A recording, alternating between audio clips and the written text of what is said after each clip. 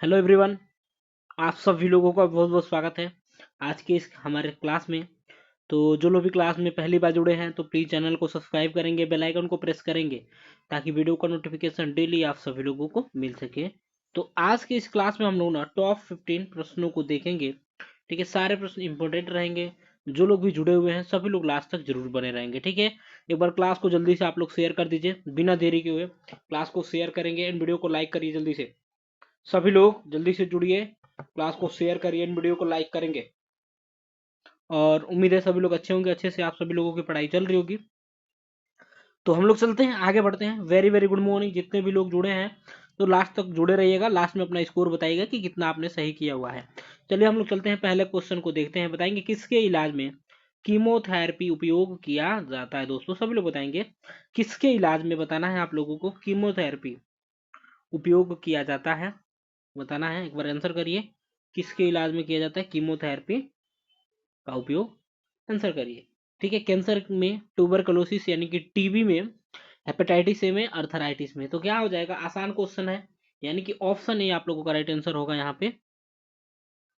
ठीक है, तो ऑप्शन ए आप लोगों का राइट आंसर हो जाएगा। एक मिनट, कलर अलग रेड कलर ले लेते हैं थोड़ा। ठीक है, रेड ले लेना। चलिए रेड कलर को ले लेते हैं। ठीक है, ट्यूबरकुलोसिस या हेपेटाइटिस ए, अर्थराइटिस। तो क्या होगा, कैंसर के इलाज के लिए। ठीक है, देखिए कीमोथेरेपी क्या है, तो कैंसर कोशिकाओं को नष्ट करने के लिए दी जाने वाली ठीक है दवाओं का इलाज है। इसे कीमो भी कहा जाता है। कीमोथेरेपी में कैंसर कोशिकाओं को मारने के लिए ठीक है साइटोटॉक्सिक दवाओं का इस्तेमाल किया जाता है। ये दवाएं जो है ना, कैंसर कोशिकाओं को बदलने और विभाजन होने की प्रक्रिया को रोकते हैं। ठीक है, और कीमोथेरेपी के बारे में कुछ इंपॉर्टेंट चीजें हम लोग जानेंगे। ठीक है, कीमोथेरेपी कैंसर के इलाज के लिए इस्तेमाल की जाने वाली एक रासायनिक दवा चिकित्सा है। कीमोथेरेपी की दवाएं पूरे शरीर में फैलती हैं। ठीक है, तो ये क्या हो जाएगा यहाँ पे, एंड पूरे शरीर में फैलेगी। कीमोथेरेपी की दवाएं पूरे शरीर में फैलने के कार्य करेंगे। चलिए, और इसके दुष्प्रभाव। तो कीमोथेरेपी में होने वाले ज्यादातर दुष्प्रभाव जो होते हैं ना, इलाज खत्म होने के बाद ठीक हो जाते हैं। ये चीजें रहती है इसमें, तो ध्यान रखना। यहाँ पे कैंसर यह तब होता है जब अक्सर लंबे समय तक कार्सिनोजन का ठीक है सामना करना पड़ रहा है, तब होता है कार्सिनोजन का सामना करना पड़ रहा है। ठीक है, तो ध्यान रखिएगा। यहाँ पे देखिए आगे बढ़िए, ट्यूबरकुलोसिस यानी कि टीबी क्या है, तो माइक्रोबैक्टीरियम ट्यूबरकुलोसिस किसके द्वारा होता है टीबी, तो माइक्रो ठीक है माइक्रो ठीक है सॉरी माइक्रो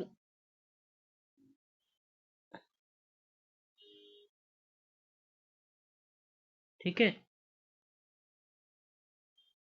तो यहाँ पे देखिए क्या है यहाँ पे। ठीक है, माइकोबैक्टीरियम ट्यूबरकुलोसिस है, माइकोबैक्टीरियम। ठीक है, इसमें थोड़ा सा इशू होता है लिखने में, थोड़ा सा इशू होता है, कुछ दिन में सही हो जाएगा। ठीक है, पेन में ठीक है, पेन ऑर्डर कर दिया इलेक्ट्रिक, तो उसमें सही हो जाएगा। ठीक है, तो माइक्रोबैक्टीरियम ट्यूबरकुलोसिस हो जाएगा, नहीं टीबी हो जाएगा। तो किसके कारण होता है, तो माइक्रोबैक्टीरियम ठीक है ट्यूबरकुलोसिस नामक बैक्टीरिया के कारण होता है। ठीक है, चलिए ठीक है आगे बढ़िए। हेपेटाइटिस ए देखिए, हेपेटाइटिस ए जो है ठीक है लीवर के संक्रमण और सूजन का कारण बनता है। ठीक है, देखिए और ये देखेंगे गठिया अर्थराइटिस जिसे गठिया कहा जाता है। ठीक है, एक या एक से अधिक जोड़ों की सूजन के कारण दर्द और कठोरता होती है, जो उम्र के साथ बदतर हो सकती है। तो ये ध्यान रखिएगा। चलिए आगे बढ़िए, नेक्स्ट क्वेश्चन को देखेंगे। सेकंड नंबर बताएंगे, ग्लूकोमा व ट्रेकोमा बीमारी है। तो ग्लूकोमा व ट्रेकोमा बीमारी है गर्दन की है, कानों की है, मस्तिष्क की है, या आंखों की है। तो ग्लूकोमा या ट्रेकोमा किसकी बीमारी है, तो ध्यान रखिएगा ऑप्शन क्या हो जाएगा, ऑप्शन क्या हो जाएगा, आंखों की है। ध्यान रखिए, ग्लूकोमा और ट्रेकोमा दोनों आंखों की बीमारियां हैं। ग्लूकोमा आंखों में ठीक है दबाव बढ़ाने की ठीक है दबाव बढ़ने की वजह से होता है, जबकि ट्रेकोमा एक जीवाणु संक्रमण होता है। क्या होता है, जीवाणु संक्रमण होता है। यह आंखों की बीमारी जिसमें क्या होता है, तो आंख में दबाव बढ़ जाता है। ठीक है, यह आंख में तरल पदार्थ के ठीक चलिए ठीक है, तो ठीक से न निकलने की वजह से होता है। देखिए ठीक है, इसमें क्या होता है, ऑप्टिक तंत्रिकाओं को नुकसान पहुंचता है और दृष्टि कम होती है। क्या हो जाता है, तो दृष्टि कम हो जाए, देखने में प्रॉब्लम होगी। ठीक है, चलिए आगे बढ़िए, हम लोग नेक्स्ट क्वेश्चन को देखेंगे। बताइए थर्ड नंबर बताएंगे, डेंगू बुखार में मानव शरीर में निम्नलिखित में से किसकी कमी हो जाती है। तो डेंगू बुखार में मानव शरीर में निम्नलिखित में से किसकी कमी हो जाती है, आप लोग बताएंगे किसकी कमी हो जाती है। प्लेटलेट की संख्या होगा, हीमोग्लोबिन, शर्करा या जल। तो आसान क्वेश्चन है, क्या होता है डेंगू में। ठीक है, तो प्लेटलेट्स की संख्या कम हो जाती है, प्लेटलेट्स काउंट जो है इसकी संख्या कम हो जाती है। यानी कि देखिए इसमें ठीक है, डेंगू बुखार के लक्षण क्या क्या होते हैं। तेज बुखार, सिर दर्द, दाने और मांसपेशियों और जोड़ों में दर्द शामिल होते हैं। इसमें मतली और उल्टी भी हो सकता है, ये चीजें ध्यान रखना है। ठीक है, मतली और उल्टी भी हो सकता है। चलिए हम लोग आगे बढ़ेंगे, नेक्स्ट क्वेश्चन को देखेंगे। फोर्थ नंबर बताएंगे, भारत की मवेशी रोग निगरानी एवं पूर्वानुमान प्रणाली का नाम क्या है। तो भारत की मवेशी रोग निगरानी एवं पूर्वानुमान प्रणाली का नाम क्या है, बताएंगे। Cattle safety laboratory, animal safety laboratory, bio safety laboratory या कैटल मॉनिटरिंग लेबोरेटरी। तो यहाँ पे क्या हो जाएगा फोर्थ का, तो चौथे का क्या हो जाएगा आप लोगों का, ऑप्शन हो जाएगा सी। ठीक है, क्या हो जाएगा, ऑप्शन सी हो जाएगा ना, यानी कि बायो सेफ्टी लेबोरेटरी जो भारत में मवेशी रोग निगरानी एवं पूर्वानुमान प्रणाली का नाम है। ठीक है, तो यहाँ पे ध्यान रखिएगा, बायो सेफ्टी लेबोरेटरी हो जाएगा राइट आंसर। देखिए बायो सेफ्टी, ठीक है, जैव सुरक्षा लैब प्रणाली है। यह प्रणाली जो है ना, राष्ट्रीय पशु चिकित्सा महामारी जो होता है ना, ठीक है, राष्ट्रीय पशु चिकित्सा महामारी विज्ञान और रोग सूचना विज्ञान संस्थान के द्वारा संचालित किया जाता है। तो ध्यान रखिएगा। ठीक है, आगे बढ़िए, नेक्स्ट क्वेश्चन को देखिए। बताइए, बताएंगे नवजात शिशु का सामान्य शरीर तापमान आप लोगों को बताना है। तो नवजात शिशु का सामान्य शरीर का तापमान कितना होगा, 36 से 36.8 डिग्री सेल्सियस, 36.5 से 37.4 डिग्री सेल्सियस, 37 से 38 डिग्री सेल्सियस या 37 से 40 डिग्री सेल्सियस। तो क्या होगा यहाँ पे, सभी लोग बताइए क्या हो जाएगा, आंसर करिए क्या हो जाएगा फिफ्थ का। तो ऑप्शन हो जाएगा बी, 36 से कितना हो जाएगा, 36 से, ठीक है, 37.4, 36.5 से 37.4 डिग्री सेल्सियस हो जाएगा। ठीक है, फिफ्थ का राइट आंसर, यानी कि समान तापमान कितना होगा, तो 37 डिग्री सेल्सियस होगा। यानी कि यदि फॉरेन हाइट में देखा जाए तो 98.6 होता है। हालांकि नवजात शिशुओं का तापमान इससे ज्यादा या कम भी हो सकता है। ध्यान रखिएगा, नवजात शिशुओं को पर्याप्त गर्मी मिले, ठीक है, इसके लिए वार्मर का इस्तेमाल करना चाहिए। और ध्यान रखिएगा, नर्सरी में थर्मामीटर रखकर तापमान में बदलाव पर नजर भी रखना चाहिए। आगे बढ़िए, नेक्स्ट क्वेश्चन को देखेंगे। बताइए सिक्स्थ नंबर, स्वयं को असहाय, निराश एवं बेकार समझने के लिए मानसिक रोगी के लक्षण। तो स्वयं को असहाय, निराश एवं बेकार समझना किस बीमार किस मानसिक रोग के लक्षण है। तो आप लोगों को बताना है किसका लक्षण है। तो क्या हो जाएगा, मेनिया का है, डिप्रेशन, सिजोफ्रेनिया या हेलुसिनेशन। तो सारी क्या है, तो दिमागी बीमारी। चलिए यहाँ पे क्या हो जाएगा आप लोगों का, डिप्रेशन हो जाएगा, ऑप्शन बी हो जाएगा डिप्रेशन। स्वयं को असहाय समझना, निराश एवं बेकार समझना किस मानसिक रोग के लक्षण है, तो डिप्रेशन के। देखिए कुछ लोग औसत, ठीक है, अवसादग्रस्त होते हैं और बहुत बेचैन भी महसूस करते हैं। ठीक है, ये इसमें क्या होता है, बेचैनी।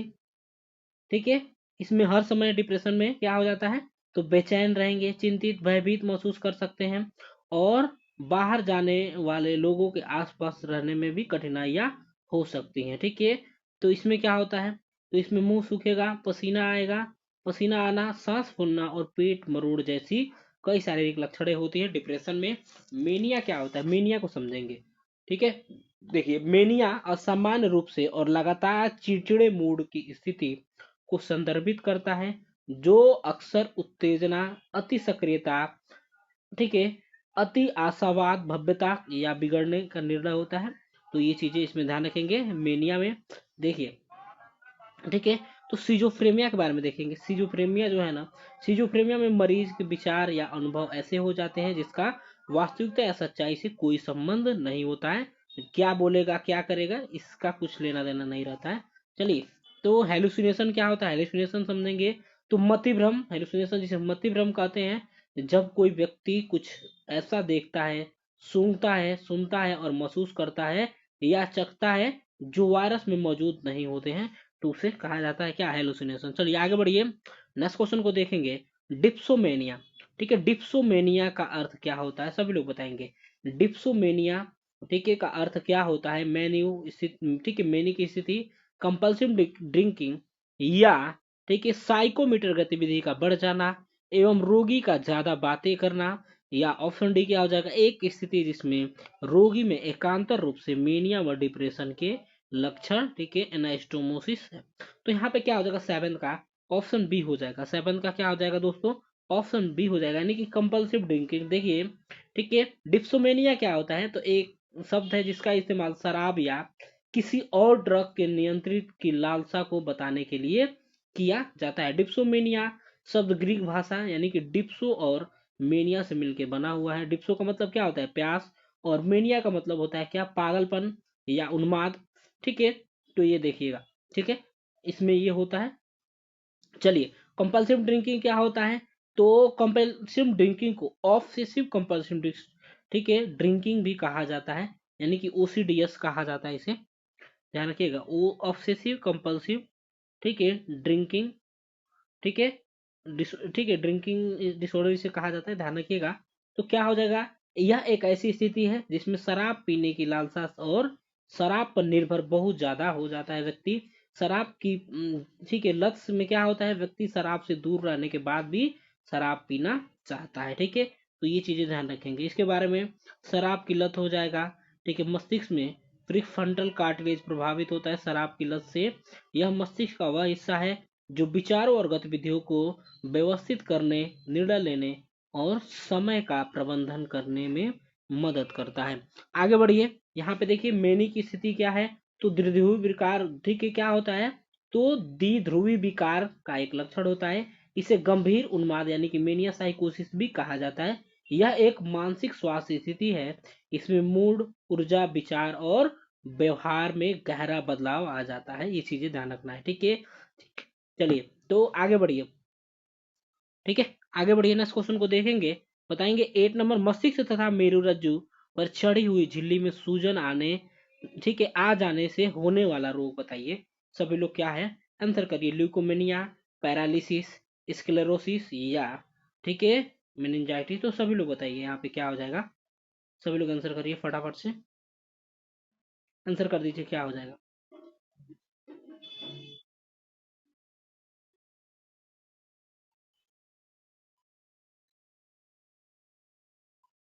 ठीक है, तो आप लोग बताइए।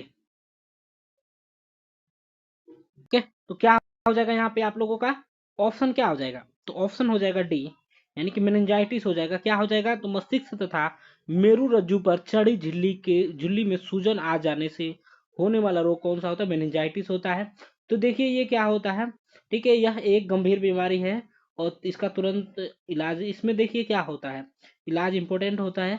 मेनिंजाइटिस वायरस या बैक्टीरिया के कारण होता है, ठीक है। देखिए वायरल मेनिंजाइटिस मेनिंजाइटिस जो है ना, ज्यादातर मामलों में हल्का होता है, लेकिन बैक्टीरियल मेनिंजाइटिस जानलेवा हो सकता है। इसमें इसके लक्षणों में क्या क्या होंगे, तो सिर दर्द होगा, गर्दन में दर्द होगा, बुखार हो जाएगा, भ्रम हो जाएगा, उल्टी हो जाएगा, प्रकाश और तेज आवाज से परेशानी, ठीक है, होना शामिल होता है इसमें, ठीक है। तो ये ध्यान रखिएगा, ठीक है। मेनिंजाइटिस क्या होता है, तो इसके कुछ उपाय क्या होते हैं, टीकाकरण कराएं, इसमें स्वच्छता से बचे, संक्रमित व्यक्ति से दूर रहें, नियमित रूप से हाथ धोएं, ठीक है। ये सब सारे इसके ये लक्षण है। तो चलिए, ठीक है, तो ल्यूकेमिया देखेंगे, ल्यूकेमिया क्या होता है, तो ल्यूकेमिया क्या है, तो ल्यूकेमिया अस्थि मज्जा सहित रक्त बनाने वाले ऊतकों का कैंसर होता है। कई प्रकार के, ठीक है, कई प्रकार मौजूद होते हैं इसके, ठीक है, जिसमें क्या हो जाते हैं, तो कुछ तीव्र लिम्फोब्लास्टिक ल्यूकेमिया, तीव्र माइलाइड ल्यूकेमिया और क्रोनिक लिम्फेलाइड के लिम्फेसाइटिक ल्यूकेमिया होते हैं, ठीक है। चलिए, तो आगे बढ़ते हम लोग, ठीक है, क्या देखेंगे, पैरालिसिस। पैरालिसिस में क्या होता है, तो अचानक मस्तिष्क के हिस्से में रक्त की आपूर्ति रुक जाए या कम हो जाती है, तो यह मस्तिष्क के कई, ठीक है, रक्त वाहिकाएं फट जाती है इसमें, तो होता है पैरालिसिस, ठीक है। ठीक है, स्क्लेरोसिस क्या होता है, ठीक है, तो स्क्लेरोसिस क्या होता है, तो इसमें देखिए क्या होता है ना, मल्टीपल स्क्लेरोसिस जो होता है कई अलग अलग लक्षणों के कारण बताता है, जिसमें कि दृष्टि हानि हो सकता है, दर्द हो जाएगा, शारीरिक कमजोरी, थकान और, ठीक है, बिगड़ा हुआ समन्वय यानी कि संतुलन बिगड़ा हुआ रहेगा। चलिए आगे बढ़ेंगे, 9th नंबर को देखेंगे। 9th नंबर बताएंगे मांसपेशी समन्वयन कम होता है, ठीक है, निम्न के नुकसान होने से। तो किसके नुकसान होने से बताना है आप, मांसपेशी समन्वयन सूर्य कम होगा तो बताइए। हाइपोथैलेमस होगा, प्रमस्तिष्क होगा, मध्य मस्तिष्क होगा, या सेरिबेलम हो जाएगा। तो यहाँ पे सभी लोग बताइए जल्दी से, क्या हो जाएगा 9th का बताइए। तो यहाँ पे क्या हो जाएगा दोस्तों, सेरिबेलम हो जाएगा ना, ऑप्शन डी होगा। क्या होगा, सेरिबेलम हो जाएगा। यानी कि देखिए सेरिबेलम मस्तिष्क के आधार पर, ठीक है, सेरिब्रम के नीचे और रीढ़ की हड्डी के पीछे स्थित होता है, ठीक है। यह सेरिबेलम के अपेक्षाकृत छोटा होता है, ठीक है, छोटा होता है। ये चीजें ध्यान रखना है, ठीक है। चलिए देखिए हाइपोथैलेमस क्या होता है, तो मस्तिष्क का एक हिस्सा है, ठीक है। ये क्या करेगा, तो तापमान नियंत्रित करने का कार्य करेगा, सीधी तरीके से जानेंगे, तापमान को नियंत्रित करेगा। और यह भूख प्यास नींद और मनोदशा को नियंत्रित करने का कार्य करता है, ठीक है। चलिए प्रमस्तिष्क को देखेंगे, तो मस्तिष्क का सबसे बड़ा हिस्सा होता है। यह मानव शरीर की कई गतिविधियों को महत्वपूर्ण, ठीक है, प्रणालियों के लिए जिम्मेदार होता है। देखिए इसमें क्या होगा, तो प्रमस्तिष्क में जो कि सोच, बुद्धि, चेतना और स्मृति के लिए जिम्मेदार होता है, ठीक है। प्रमस्तिष्क स्पर्श, श्रवण और दृष्टि की व्याख्या करने के लिए भी जिम्मेदार होता है, तो ध्यान रखिएगा। प्रमस्तिष्क के बारे में देख रहे हैं। मध्य मस्तिष्क क्या होता है, तो मस्तिष्क का यह हिस्सा, ठीक है, एक हिस्सा होता है। यह मस्तिष्क स्तंभ का सबसे ऊपरी हिस्सा होता है, ध्यान रखिएगा, ठीक है। यह देखिए इसके कार्य क्या होते हैं, तो दृष्टि ज्ञान का केंद्र होता है। यह श्रवण प्रतिवर्ती क्रियाओं को नियंत्रित करने का कार्य करेगा मध्य मस्तिष्क, ठीक है, तो ध्यान रखिएगा, ठीक है। यह जो होता है ना मस्तिष्क का सबसे छोटा भाग है, इसमें 4 दृष्टि पिंड होते हैं और यह 2 भागों से मिलकर बना होता है। आगे बढ़िए, चलिए 10th नंबर को देखेंगे। किसी रक्तवाहिकी की दीवार के कमजोर हिस्से में उभार आने पर एक थैला सा बन जाता है, उसे क्या कहेंगे। तो सभी लोग बताएंगे, किसी रक्तवाहिका दीवार में, ठीक है, दीवार के कमजोर हिस्से में उभार आने पर एक थैली सा बन जाता है, उसे क्या कहा जाता है बताएंगे। तो उसे क्या कहा जाता है, तो एन्यूरिज्म कहा जाता है दोस्तों। एन्यूरिज्म कहते हैं। यह धमनी में होता है, कहाँ पे होता है, तो यह धमनी में होता है। एन्यूरिज्म किसी भी उम्र में हो सकता है, लेकिन 25 साल से ज्यादा के लोगों में ज्यादा होने की इसकी संभावनाएं रहेगी, ठीक है। देखिए इसके शुरुआती चरण में कोई लक्षण नहीं होगा। जब एन्यूरिज्म फट जाता है तो सिर में तेज दर्द होता है। मस्तिष्क एन्यूरिज्म का कारण तंत्रिका, पक्षघात, गर्दन और ऊपरी पीठ में दर्द, मितली और उल्टी भी हो सकता है, ठीक है। तो ये चीजें ध्यान रखना है आप लोगों को।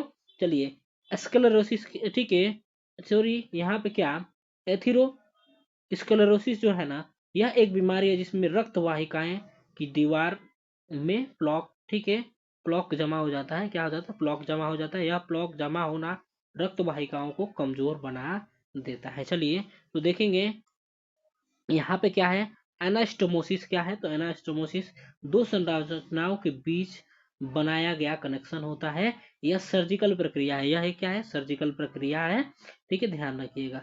चलिए आगे बढ़ेंगे यहाँ पे। चलिए हम लोग आगे बढ़ते हैं, नेक्स्ट क्वेश्चन को देखेंगे, ठीक है। 11 नंबर बताइए, ठीक है, इनमें से कौन सा कार्य जो है, कौन सा कार्य एक यकृत का है। तो यकृत का कार्य क्या है, आप लोग बताना है जल्दी से, फटाफट से आप लोग बताइए, ठीक है।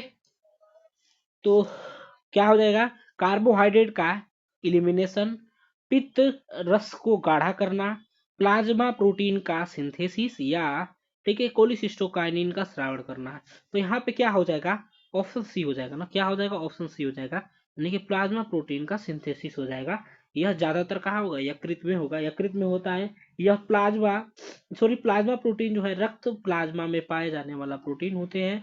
इनका कई तरह, ठीक है, इनका काम कई तरह का होता है, जैसे कि लिपिड, हार्मोन, विटामिन और खनिज परिवहन, ठीक है, खनिजों का परिवहन करना, ध्यान रखिएगा, ठीक है। इसमें क्या होता है, पॉलीपेप्टाइड श्रृंखला का संश्लेषण मुक्त पॉलीराइबोसोम पर, ठीक है, मेथियोनिक के साथ वो शुरू होता है, ये ध्यान रखिएगा, ठीक है। यहाँ पे देखेंगे कोलिसिस्टोकाइनिन क्या होता है, यहाँ पे देखिए मोस्ट इंपोर्टेंट चीज दिया है, ये सब तो आपको ठीक है आसान है, ठीक है। कोलिसिस्टोकाइनिन क्या है, एक हार्मोन है जो पित्त और अग्नाशयी रस को नियंत्रित, ठीक है, करता है, ध्यान रखिएगा। यह ग्रहणी के भित्ति में स्रावित होता है, कहाँ पे, यह ग्रहणी के भित्ति से स्रावित होता है। आगे बढ़िए 12 नंबर को देखेंगे, बताएंगे अग्नाशयी रस का स्रावण निम्नलिखित में से किस के द्वारा प्रेरित होता है।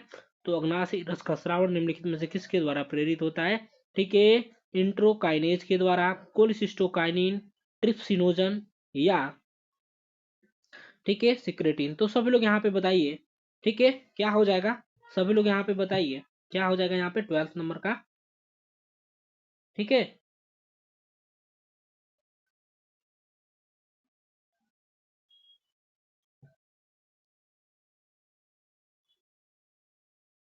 तो क्या हो जाएगा यहाँ पे 12th नंबर का बताइए। ठीक है, क्या आ जाएगा 12th का, तो क्या हो जाएगा इंट्रोकाइनेजन, ठीक है, कोलिसिस्टोकाइनिन, ट्रिप्सिनोजन या सिक्रेटिन। तो ये क्या हो जाएगा आप लोगों का ऑप्शन बी हो जाएगा, यानी कि कोलिसिस्टोकाइनिन हो जाएगा, कोलिसिस्टोकाइनिन हो जाएगा राइट आंसर। ठीक है, कोलिसिस्टोकाइनिन एक हार्मोन है जो कि पित्त और अग्नाशयी रस के द्वारा को नियंत्रित करता है, यह ग्रहणी के भित्ति से स्रावित होता है। ठीक है, देखिए कोलिसिस्टोकाइनिन जो है ना पित्त के श्रावण को नियंत्रित करता है, क्या करता है, पित्त के श्रावण को नियंत्रित करेगा। डिओडेनम की म्यूकस कोशिकाओं में कोलिसिस्टोकाइनिन होता है, किसमें होता है, डिओडेनम के म्यूकस कोशिकाओं में होता है। ठीक है, यहाँ पे देखिए, चलिए तो आगे बढ़ेंगे, देखेंगे एंट्रोकाइनेजन क्या होता है। ठीक है, एंट्रोकाइनेज क्या होता है, तो एक एंजाइम है जो कि छोटी आंत में बनता है। ठीक है, यह ट्रिप्सिनोजन को ट्रिप्सिन में बदलकर प्रोटीन के पाचन में मदद करेगा, ये चीज ध्यान रखना है आप लोगों को। ठीक है, एंट्रोकाइनेज। ठीक है, यहाँ पे देखिए ट्रिप्सिनोजन क्या होता है, ट्रिप्सिनोजन क्या होता है, तो एक निष्क्रिय एंजाइम है जो अग्नाशय में बनता है, कहाँ बनेगा, अग्नाशय में बनता है और छोटी आंत में छोड़ा जाता है, कहाँ पे छोड़ा जाता है, तो छोटी आंत में छोड़ा जाता है। ठीक है, यह ट्रिप्सिन में क्या, तो यह ट्रिप्सिन में बदल जाता है और प्रोटीन को तोड़ने का काम करता है। ठीक है, चलिए ट्रिप्सिनोजन क्या है, तो एक सेरीन, ठीक है प्रोटीनेज है, सेरीन प्रोटीनेज है। देखिए सिक्रेटिन क्या है, तो एक हार्मोन है जो कि पाचन में मदद करेगा, क्या करेगा, पाचन में मदद करेगा। इसके कुछ काम देखेंगे, यह ग्रहणी में पीएच स्तर को नियंत्रित करेगा, ग्रहणी जो है उसमें पीएच लेवल को नियंत्रित करने का कार्य करेगा। यह जठर अम्ल के श्रावण को नियंत्रित करता है, क्या करता है, तो जठर अम्ल के श्रावण को नियंत्रित करने का कार्य करेगा। ठीक है, यह अग्नाशय में बाइकार्बोनेट के उत्पादन करता है। ठीक है, सिक्रेटिन। आगे बढ़िए 30 नंबर को देखेंगे, बताएंगे निम्न में से किस रोग को, ठीक है, एंटीबायोटिक्स द्वारा ठीक किया जा सकता है। ठीक है, एंटी ठीक है एंटीबायोटिक्स के द्वारा ठीक किया नहीं जा सकता है, सॉरी, ठीक है, तो ठीक नहीं किया जा सकता है, बताएंगे एंटीबायोटिक्स के द्वारा ठीक नहीं किया जा सकता कुष्ठ रोग को, टिटनस, मिजल्स या खसरा को। तो यहाँ पे क्या हो जाएगा, सभी लोग बताएंगे एंटीबायोटिक्स के द्वारा ठीक नहीं होने वाले रोग कौन कौन से होते हैं। तो इसमें राइट आंसर क्या हो जाएगा, ए हो जाएगा, यानी कि कुष्ठ रोग हो जाएगा ना, ध्यान रखिएगा कुष्ठ रोग को, काली खांसी जैसे हो गया उसको नहीं ठीक कर सकते हैं, प्लेग को नहीं ठीक कर सकते हैं। ठीक है, एंटीबायोटिक्स जो है ना वायरस के कारण होने वाले संक्रमणों का इलाज नहीं करता है, जो वायरस के कारण होंगे उनका इलाज नहीं करेगा, ध्यान रखना है। ठीक है, उनका यह इलाज नहीं करेगा। सर्दी जुकाम, गले में खराश, ऊपरी श्वसन संक्रमण और इन्फ्लुएंजा जैसे को यह ठीक नहीं कर सकता एंटीबायोटिक्स, ये चीजें ध्यान रखना है। ठीक है, आगे बढ़िए नेक्स्ट क्वेश्चन को देखेंगे, 40 नंबर बताएंगे डेरिलियम, ठीक है, डेलेरियम का, ठीक है, प्री डिस्पोजिंग कारण है, डेलेरियम का प्री डिस्पोजिंग कारण क्या है, यहाँ पे सभी लोग बताएंगे डेलेरियम का।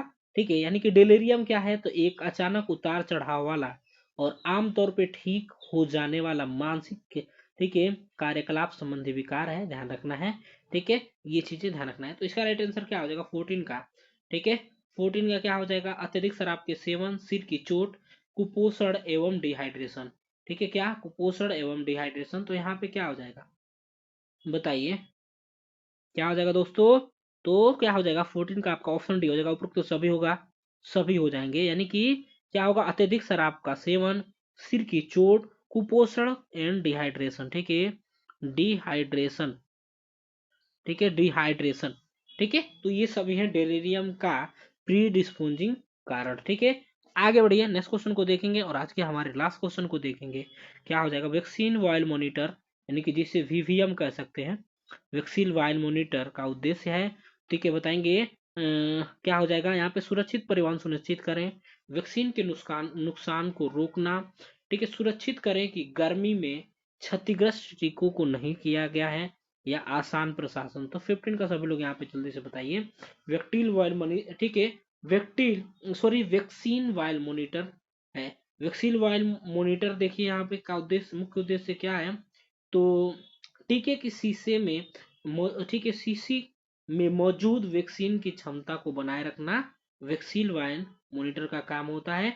यह गर्मी के संचयी जोखिम को दर्शाता है, यह गर्मी के संचयी जोखिम को दर्शाता है और यह बताता है कि वैक्सीन को सही तापमान पर रखा है या नहीं। ठीक है, तो वैक्सीन को सही तापमान पर रखा गया है कि नहीं, इसको निर्धारित करता है। ठीक है, जब भी देखिए वैक्सीन को गर्मी मिलती है ना, तो वीवीएम यानी कि वैक्सीन वाइल मॉनिटर का जो रंग है वो बदल जाता है। ठीक है, इससे स्वास्थ्य कर्मियों को पता चलता है कि टीका पूर्व निर्धारण सीमा से ज्यादा गर्म है या नहीं। तो ये चीजें इससे होता है। तो क्या हो जाएगा, ऑप्शन सी हो जाएगा। यह सुनिश्चित करें कि गर्मी से क्षतिग्रस्त टीकों को नहीं किया गया है। तो इसके लिए ये पता लगाता है वैक्सीन वाइल मॉनिटर। ठीक है, यानी कि वीवीएम जिसे कहते हैं। ठीक है, चलिए, ठीक है, तो ये रहे आपके 15 प्रश्न मिलेंगे नेक्स्ट क्लास में कल सुबह 9 बजे। तब तक के लिए bye bye, take care, thank you so much for watching, have a great day. धन्यवाद सभी लोगों को। तो अपना अपनों का ख्याल रखिए और अच्छे से पढ़ाई करते रहिए। जो लोग भी, ठीक है, स्कोर अपना बता दीजिए। ठीक है, स्कोर अपना बता दीजिए, जिनका भी 12+ है ना उनका सही है स्कोर। और जो लोग भी क्लास को शेयर नहीं किए तो क्लास को शेयर करेंगे, वीडियो को लाइक नहीं किए हैं तो वीडियो को लाइक करेंगे दोस्तों में ज्यादा से ज्यादा। ठीक है, और आप लोग भी को, ठीक है, क्लास को रेगुलर ज्वाइन करेंगे सुबह 9 बजे। ठीक है, सुबह 9 बजे जितने भी प्रश्न आपके छूटते हैं ना, तो आप लोग जरूर उसको देखिएगा जाके। ठीक है, एक बार जाके उसको जरूर देखिएगा। ठीक है, और ताकि आपको काफी हेल्प मिलेगा इस क्लास से, इसीलिए इस क्लास को स्टार्ट किया गया है। चलिए, bye bye and take care, thank you so much for watching, have a great day.